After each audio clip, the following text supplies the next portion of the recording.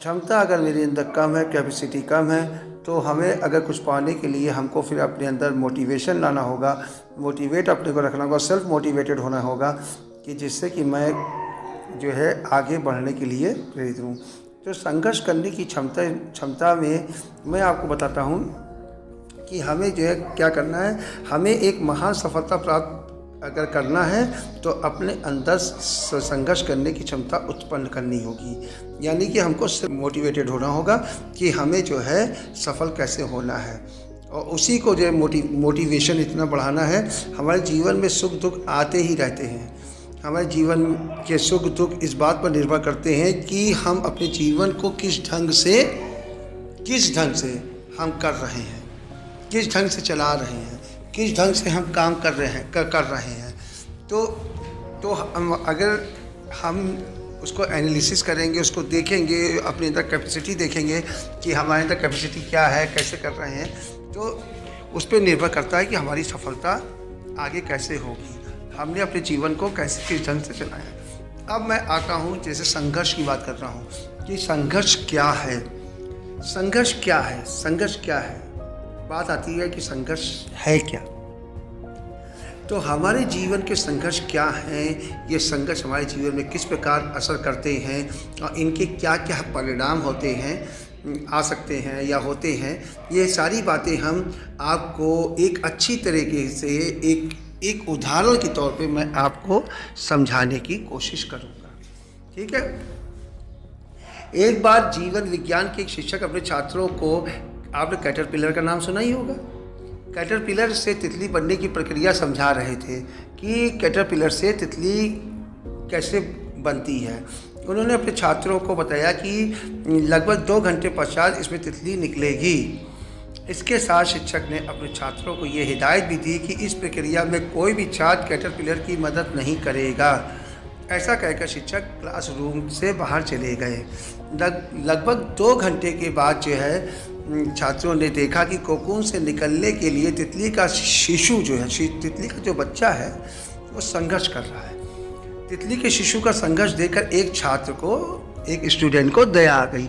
उसने तितली के शिशु को कोकून से बाहर निकालने में मदद की, जिसके कारण वो तितली का शिशु कुछ ही समय पश्चात उसकी डेथ हो गई, वो मर गया। कुछ समय पश्चात जब शिक्षक आए तो छात्रों ने उन्हें सारी बात बताई कि सारी बात सुनकर शिक्षक ने छात्रों को बताया कि वास्तव में तितली के शिशु का संघर्ष उसके अपने पंखों को मजबूती प्रदान करता है। जितना वो संघर्ष करके जो है इस धरती पे, इस दुनिया में वो आएगा, उसका बच्चा, तो वो क्या होगा, उसके जितने पंख जो होंगे वो बहुत ही मजबूत होंगे कि आने वाले कठिनाइयों को कितनी आसानी से वो उसको झेल सकता है। इसीलिए उसकी मदद नहीं की जाती, वो अपने संघर्ष से ही जो है वो बाहर आता है। यही सिद्धांत वास्तव में हम लोगों के जीवन पर भी लागू होता है। इस सिद्धांत से यही प्रमाणित होता है कि बिना संघर्ष किए जीवन में कुछ भी प्राप्त नहीं होता है। कोई भी काम हम करेंगे तो उसमें मेरा संघर्ष, मेरा लेबर, मेरा संघर्ष, मेरी मेहनत जरूर वहाँ पे होगी। ये भी प्रमाणित होता है कि संघर्ष से गुजर कर हम सदैव मजबूत ही होते हैं। अधिकांश माता पिता अपने बच्चों को संघर्ष करने से बचाते रहते हैं क्योंकि वो अपने बच्चों को कष्ट में नहीं देखना चाहते। वास्तव में ऐसा करके माता पिता अपने बच्चों को भविष्य में होने वाले जीवन संघर्षों के लिए कमज़ोर ही बनाते हैं। ऐसा बच्चा कभी आगे नहीं बढ़ पाएगा। इसलिए जो बच्चे, जो भी इंसान, जो भी व्यक्ति संघर्ष करता है वही आगे चलकर एक महान होता है। संघर्ष करें। संघर्ष कैसे करें? संघर्ष करना चाहिए हमें क्यों करना चाहिए? हमें अगर सफल होना है तो हमें संघर्ष करना है। यदि हम महान सफलता प्राप्त करना चाहते हैं तो हमें सदैव संघर्ष करना ही होगा, और ये संघर्ष अपनी पूरी क्षमता के साथ करना होगा। जितनी भी क्षमता हमारे अंदर 100% हमको एफर्ट डालना होगा कि हमको उस काम को हमको करना है, सफल होना है, मेरे लक्ष्य को प्राप्त करना है, इसलिए मुझे संघर्ष करना होगा। संघर्षों में विजयी होने के कई साधनों में एक मुख्य साधन ये भी है कि हम अपने जीवन में आने वाले संघर्षों को चुनौती के रूप में स्वीकार करते हैं, ना कि समस्या के रूप में। अगर हम चुनौती के रूप में स्वीकार करेंगे तो हम वहाँ पर सफल होंगे, और समस्या के रूप में स्वीकार करेंगे तो हमारा उसमें हम पूरा 100% एफर्ट नहीं दे पाएंगे, और जो है जिससे कि हम संघर्ष नहीं कर पाएंगे और हम सफल नहीं हो पाएंगे। क्योंकि जब हम किसी बात को समस्या के रूप में लेते हैं तो वो समस्या हमारे ऊपर हावी हो जाती है और हम उस समस्या के सामने अपने आप को कमज़ोर पाने लगते हैं, जिसके कारण हम उस समस्या से लड़ने में अपनी पूरी क्षमता का प्रयोग नहीं कर पाते। दूसरी तरफ जब हम किसी बात को चुनौती के रूप में स्वीकार करते हैं, तब ये बात हमारे ऊपर हावी नहीं होती है, बल्कि हम उस बात के ऊपर हावी रहते हैं कि इसका परिणाम यह होता है कि वो अपनी पूरी क्षमता के साथ उस चुनौती से हम लड़ पाते हैं, हर हाल में जीत जाते हैं, क्योंकि मैं उस कार्य के ऊपर, उस चुनौती के ऊपर मैं हावी हूँ। तो मैंने इस चुनौती को स्वीकार किया है। इसीलिए संघर्ष करने वाले लोगों में जो लोग विजेता बनते हैं, उनमें निम्नलिखित गुण होते हैं। जैसे कि विजेता क्या होता है, किसी काम को करता है, और जो हारने वाला क्या होता है कि काम को हो देता है, वो देखता रहता है कि काम कैसे हो रहा है। और विजेता क्या होता है कि काम को करता है। ये दूसरा है, विजेता इस बात में विश्वास करता है कि जो स्वयं को अच्छा ना लगे उसे दूसरे के साथ ना किया जाए। और हारने वाला कभी भी दूसरों की परवाह नहीं करता, वो कहता है कि ठीक है, अरे वो जानेगा, उसका काम जानेगा, हमें क्या लेना देना यार। और मगर जो विजेता होता है वो सोचता है कि नहीं, अगर ये दूसरों के साथ, ये स्वयं का अच्छा काम अगर नहीं है तो ये दूसरों के साथ भी हम नहीं करेंगे, ये काम अच्छा है तो हम दूसरे के साथ भी करेंगे। तो विजेता इसलिए विजेता होता है।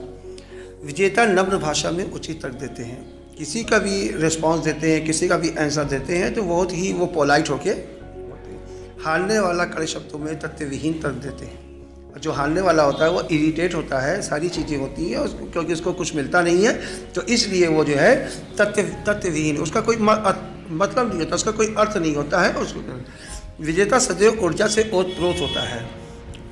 विजेता जो होता है वो हमेशा जो है मोटिवेटेड होता है, मोटिवेट रहता है, सेल्फ मोटिवेटेड होता है। उसको ये होता है ना कि उसके शब्दकोश में ना है, ये नहीं नेगेटिव, ये नहीं, उसके शब्दकोश में सिर्फ पॉजिटिव है कि हमको बस ये काम करना है। उसके डिक्शनरी में ना शब्द नहीं होता है। और हारने वाला अतीत में ही विचरण करता रहता है। जो हारने वाला होता है ना, वो सबका जो है रिसर्च करेगा, उन्होंने ऐसा किया था, एंशिएंट पीरियड में हुआ था, पास्ट में क्या हुआ था, सारी चीज़ें ये सब होता रहता है। जो विजेता होता है वो हर काम में संभावनाएं देखता है। जो भी उसको ये देखता है कि काम में संभावनाएं हैं, वो संभावनाएं अपने आप बना लेता है, क्योंकि उसके शब्दकोश में ना नहीं होता है। और हारने वाला जो है क्या देखता है, वो समस्याएं देखता है कि क्या इस काम को करेंगे, कितनी प्रॉब्लम आएगी, कितना एनर्जी लगेगी, क्या होगा, मैं कर पाऊँगा नहीं कर पाऊँगा। तो विजेता संभावनाएं देखता है और हारने वाला जो होता है वो समस्याएं देखता है। विजेता एक दल का सदस्य होता है, वो उसके दिमाग में ये होता है कि मुझे ये करना है, तो वो अपने हमेशा सक्सेस के लिए वो मेंबर होता है। ठीक है, हारने वाले का कुछ वो नहीं होता है, कभी वो इधर देखेगा, कभी उधर देखेगा, फिकल माइंडेड होता है कि उसका कोई वो नहीं होता है कि दिशा नहीं होती है, मुझे क्या करना है क्या नहीं करना है, इसलिए वो हमें कभी सक्सेस नहीं होता। विजेता सदैव यही कहता है कि इस कार्य के लिए मैं अवश्य कुछ करूँगा। जो विजेता होता है वो कहता है कि ये कार्य के लिए मैं अवश्य ही कुछ करूँगा। हारने वाला किसी कार्य के लिए केवल यही कहता रहता है कि ज़रूर करना चाहिए, यानी वो दूसरे ऊपर कहता है कि ज़रूर इस काम को करना चाहिए। और जो विजेता होता है वो खुद करने के लिए कहता है कि इस काम में मैं कुछ करूँगा। विजेता जब भी कोई गलती करता है तो उस गलती को सबके सामने सहर्ष स्वीकार करता है, क्योंकि उसको मालूम है कि मैंने यहाँ गलती किया है तो ये मेरी मिस्टेक है, इसीलिए वो जो है उसको सहर्ष स्वीकार कर लेता है। और हारने वाला क्या होता है कि वो अपनी गलती मानने से इनकार कर देता है। जो हारता है वो कहता है कि मैंने क्या गलती की, गलती तो अगले ने किया है। वो हमेशा भी जो है दूसरे पे दोषारोपण करता है कि इसकी मिस्टेक थी है। जीता किसी कार्य को देखकर यह कहता है कि ये कठिन है लेकिन असंभव कतई नहीं है। जो भी विजेता होता है किसी भी कार्य को देखता है, ये कहता है ये कठिन जरूर है मगर असंभव नहीं है। और हारने वाला क्या कहता है कि सदैव यही कहता रहता है कि ये कार्य संभव है लेकिन कठिन है, जस्ट द रिवर्स है, और इसीलिए वो असफल होता है। हाँ ठीक है, विजेता के पास सदैव ही सभी समस्याओं का समाधान होता है। कोई भी उसके पास प्रॉब्लम लेके जाइए, उसका सलूशन उसके पास होता है। और हारने वाले के पास समाधानों में समस्या ही नज़र आती रहती है, जो सलूशन होता है उसमें वो प्रॉब्लम क्रिएट कर देता है। विजेता के पास प्रत्येक कार्य की सदैव ही एक अच्छी रणनीति होती है, स्ट्रेटजी उसके पास एक अच्छी होती है, क्योंकि उसको काम करना है, सफल होना है, विजेता होता है इसीलिए। और हारने वाले के पास प्रत्येक कार्य के लिए सदैव ही ढेरों बहाने होते हैं। विजेता के पास ही हर मर्ज की दवा होती है, जो हर चीज़ का, हर मर्ज की दवा मतलब हर रोग का इलाज है, मतलब यानी कि यहाँ रोग से मतलब है कि हर प्रॉब्लम का सलूशन है। और हारने वाले के पास सदैव ही समस्याएं रहती हैं। विजेता प्रत्येक कार्य में सदैव जीत ही देखता है, हारने वाला प्रत्येक कार्य में सिर्फ होने वाले कष्ट को ही देखता है कि इसमें कितना प्रॉब्लम है, कितना मेहनत है, क्या है, कितना कष्ट होगा, ये सब चीज़ देखता है। ठीक है, विजेता सदैव ही केवल जीत में विश्वास रखता है, क्योंकि वो ऑलवेज विन का सोचता है। वो कभी निगेटिव नहीं सोचता है कि मैं हार जाऊंगा, क्या होगा। या जीतने वाला हमेशा कहता है कि नहीं, मुझे बस विन होना है, मुझे जीतना है, कुछ भी हो जाए मैं हर काम कर सकता हूँ। हारने वाले सदैव अपनी व दूसरे की हार की प्रतीक्षा करते रहते हैं कि वो देखो हारेगा, देखो वो हार गया ना, बहाना बनाते, देखो वो हार गया इसलिए मैंने ये काम नहीं किया। तो वो क्या होता है कि वो सफल नहीं होता है, वो विजेता नहीं होता है, वो विनर नहीं होता है। हमें एक महान सफलता हासिल करने के लिए सदैव ही विजेता के गुणों को अपनाना होगा। इन गुणों को अपने प्रत्येक कार्य में अमल करना होगा। अपने अंदर इस कार्य को करने के लिए मुझे एक प्रतिज्ञा करनी होगी कि ये मुझे कार्य करना है। विजेता के गुणों को अपने मन मस्तिष्क में मजबूती के साथ लाने के लिए हमें निरंतर प्रेरणादायक और प्रगतिशील पुस्तकों का या किसी अच्छे लोगों के संगत में बैठे, तो वहाँ से हमको एक ज्ञान अध्ययन करने से या उनकी बातें सुनने से मुझे एक ज्ञान प्राप्त होगा। इससे हमारे अंतर संघर्ष पर विजय पाने की क्षमता का तेज़ी से विकास होता जाएगा। यही तो हम चाहते हैं। विजेता ऐसा नहीं कि विजेता हारते नहीं हैं, विजेता भी हारते, परंतु वे संघर्ष नहीं छोड़ते, तब तक संघर्ष करते रहते जब तक कि वो विजेता नहीं हो जाते, बन जाते। तो इसी के साथ मुझे लग रहा है कि आपको ये वीडियो अच्छा लगेगा। संघर्ष करने की क्षमता, आपको वीडियो अगर अच्छा लगता है तो आप से रिक्वेस्ट है कि आप इसको जो है सब्सक्राइब कर लीजिएगा, लाइक कर दीजिएगा, शेयर कर दीजिएगा और ज़्यादा से ज़्यादा लोगों को शेयर कीजिएगा। मैं आपसे क्यों कहता हूँ कि बार बार सुनिए, क्यों? ये हो सकता है कि आपके जीवन में कुछ ऐसी घटना घटित हो जाए कि जिससे कि आप सफल हो जाएं। सफल तो आप हैं ही, और भी आगे बढ़ते चले जाएं।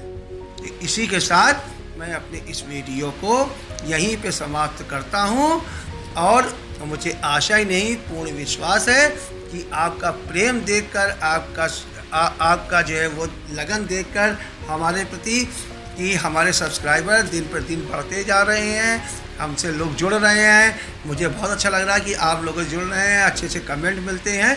तो आप मुझे सब्सक्राइब कर लीजिएगा, कमेंट दे दीजिएगा, लाइक कर लीजिएगा और शेयर कर दीजिएगा। इसी के साथ हम इस वीडियो को यहीं पे विराम देते हैं। तो जय हिंद।